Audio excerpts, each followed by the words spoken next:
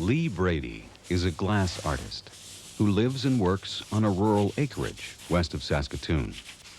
His formal art background allowed him to work in many media before he discovered his affinity to glass.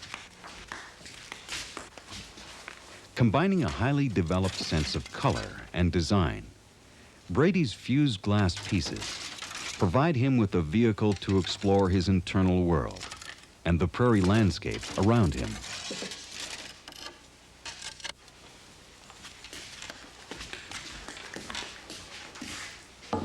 I tend to make drawings quite often in a small book. I go through sketchbooks, and they're based on ideas that are coming from the previous pieces, the previous work, sometimes right out of the blue. And then I'll go back within a few days and spot concepts that I would like to follow through. Given the drawings, I try to formulate a basic idea of what I want in the end and what I'd like to see in front of me. And from there, I start making a model. Once I start cutting the glass, it's a lot of time invested, so I don't want to go back.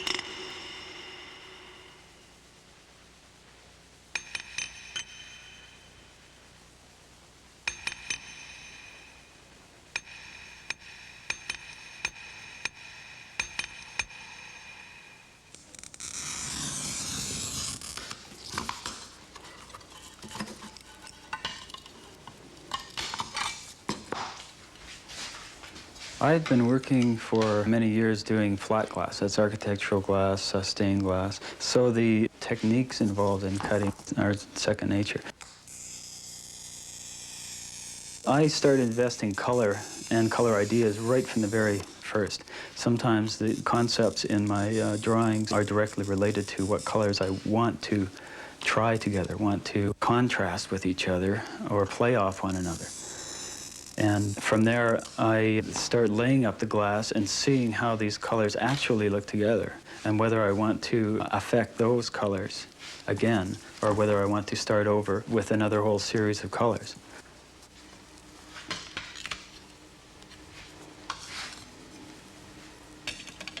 The history of fused glass in this country, in the continent, is entirely within this century. So it's a relatively new medium to be working in, and that makes it very exciting because the materials and the machinery are being developed as we speak, so it makes it very exciting.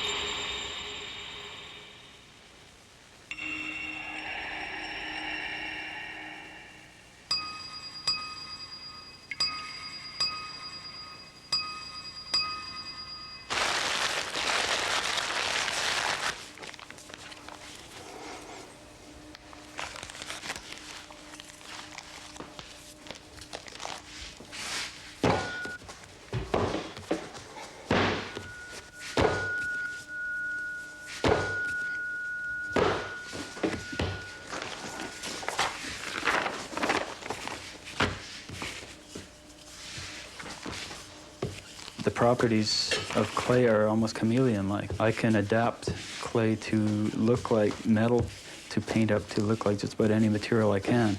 So it works as a good catalyst to draw together the glass and the aluminum.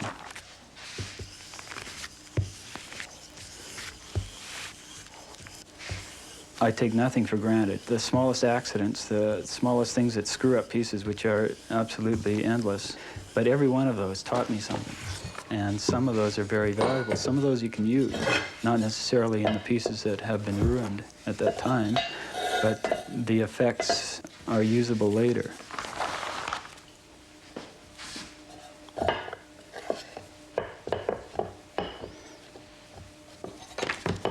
I consider myself very lucky to be an artist in the world we're in now and being able to make a living at it. I can work out ideas and relationships and find out more about myself, basically, as I'm working.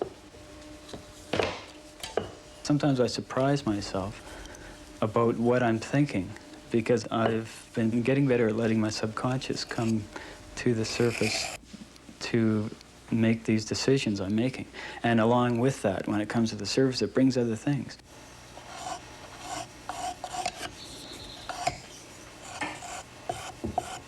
I have to work alone, and I love to work alone, and I find out a lot about myself.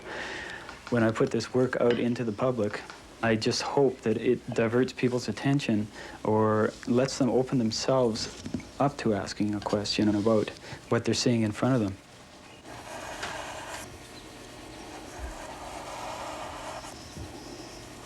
I see the world as a real dichotomy. Things that work together, many, many materials that work together, and it's just perfect. And the geopolitical nonsense that's going on around the world that we can't always avoid. So I tend to make pieces that escape into their own little world. I like to have them self-contained. And I think if somebody can have a small escape into my piece, that's great.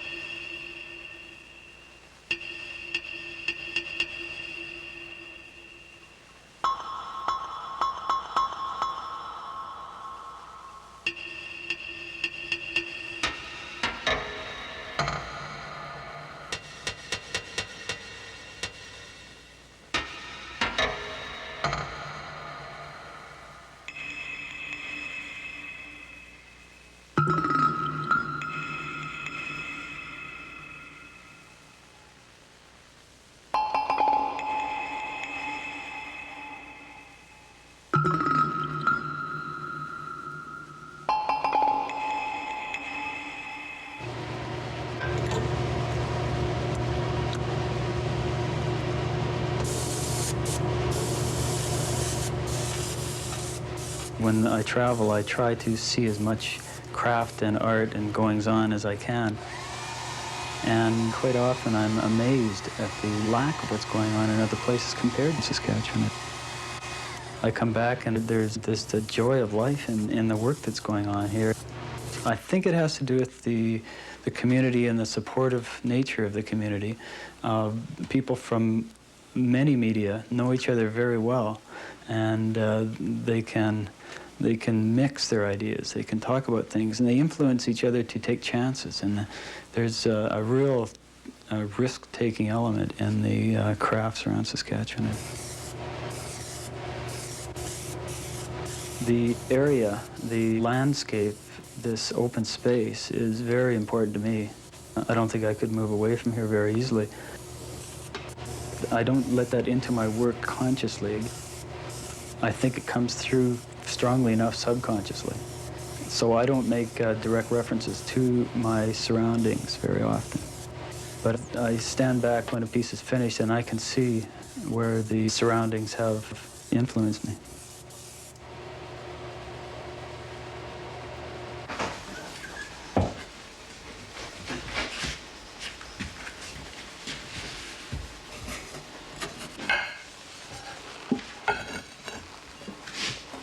In the field of glasswork, there's a lot going on to do with fusing ideas, new materials.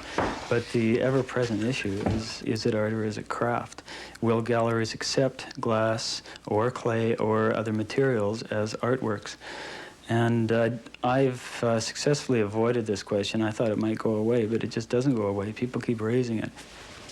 As far as I'm concerned, we're all in visual arts. We're all in one community. And we shouldn't have to hassle with the difference. We're working visually.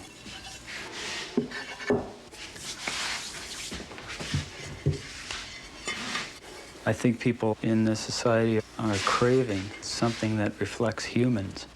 There's so much technology and proliferation of mass-made objects, and it's inescapable. It's interesting how people I know, my friends, are just grasping at these handmade objects to reflect people. So they have a small bit of other people within their lives.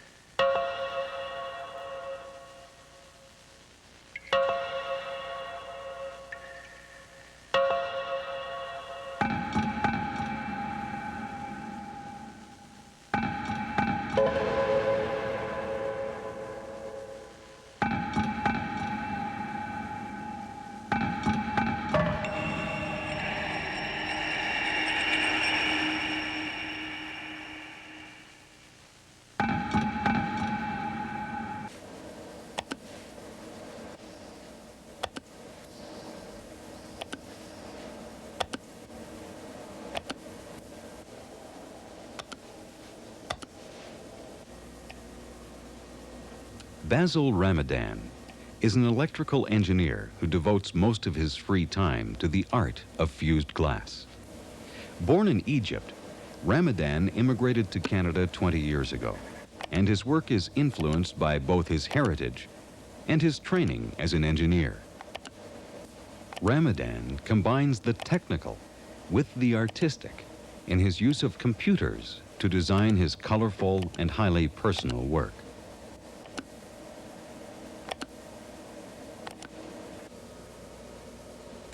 I find the computer is useful as a guide, just to get forms onto there, not as a finalized thing.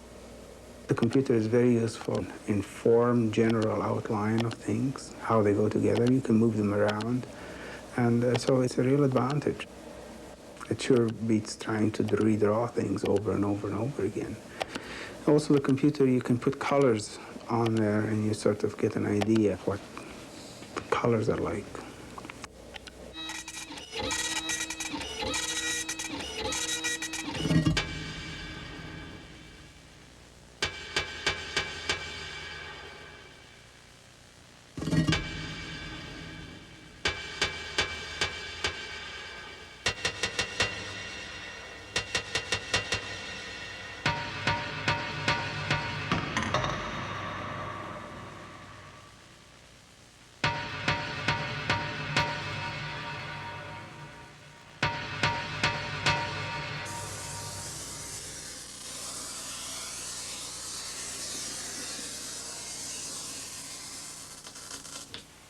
When I'm cutting glass, I like to use the best tools I can use. It makes life a lot easier.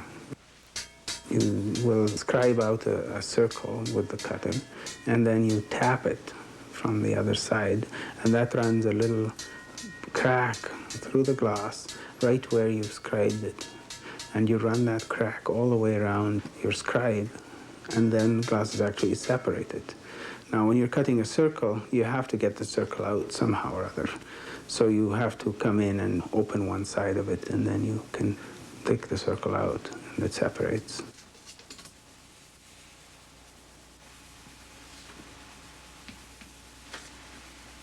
I was originally born in Egypt, in Cairo. And I left Egypt in 1966, and then I immigrated to Canada. I think the fact that I come from Egypt does have a lot of influence on the things I do. I tend to like the really bright, strong, gaudy colors. And of course, nobody really likes these here. But I think they do something to some things too. Depends what you're making. So there's definitely an influence from that point of view. I don't like to make things very complicated. I like looking at the Tiffany lamp with 1,000 pieces, but I wouldn't make one. I far prefer to have something that's very simple with very clean lines, and you let the glass speak for itself. Glass is so powerful as a medium by itself that you don't have to do very much to it.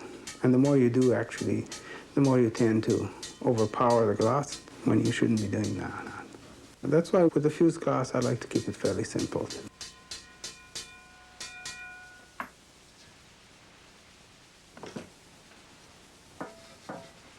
Glass originally started in ancient Egypt. That's where they discovered glass. And they used to use it for windows. There was very little of it, but they used it for a lot of their sculptures, like the eyes and things like that. And they actually did fused glass, which is how they got the different colors in the eyes. So they were quite expert at doing that and polishing it up. From then on, it sort of disappeared for the longest time, till the early Middle Ages. Then it started really becoming more popular again. And then, of course, it really boomed, I would say, during this first part of the century.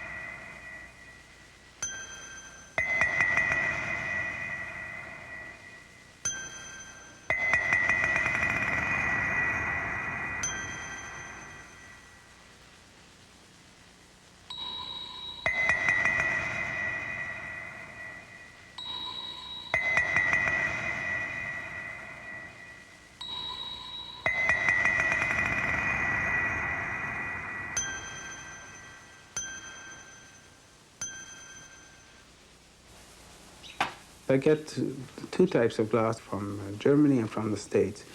The German glass is a glass I personally prefer to use. The European glasses tend to have a little bit more lead content, and so they're more like a leaded crystal type of glass. So they have a little bit more brilliance, and they usually add lines onto the surface of their glass, which break up any images through it so that you get this sort of a crystal effect. The glass sort of moves around when you look at it.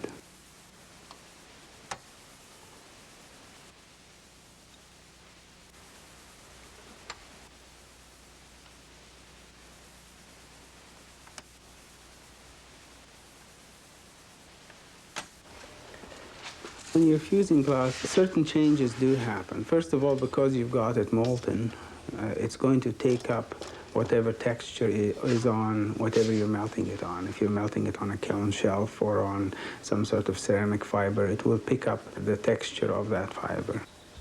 That's something that I like playing around with because I find that texture is kind of neat to change.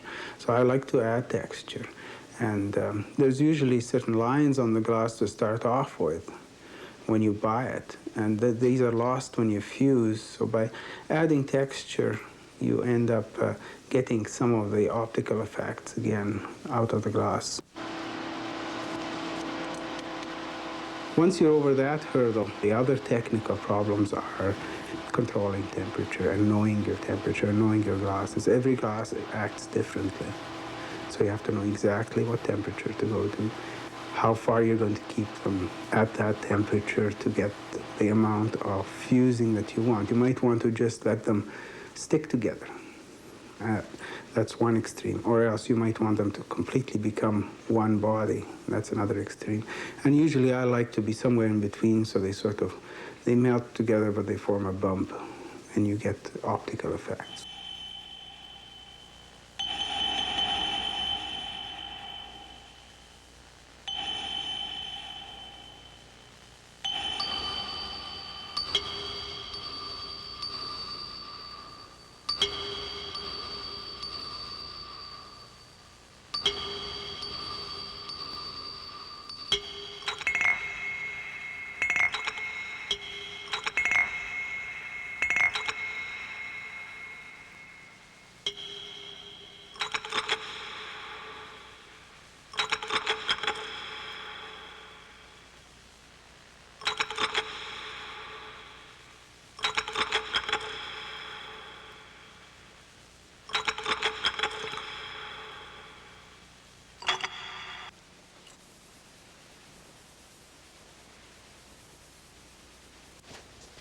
When you take a piece out of the kiln after the first firing, usually it's moved around a lot when it was hot. And it's on a shelf where there's a separator, and this separator tends to cling to the shelf, but also tends to cling to the glass a little bit. And so you get very sharp little piece of the glass sticking out from the edges of the glass. And so you have to grind these away. And sometimes you want to form some of the edges a little bit different. So you grind all of that, and that's going to disappear in the second firing because you're going to take it hot enough so it rounds off.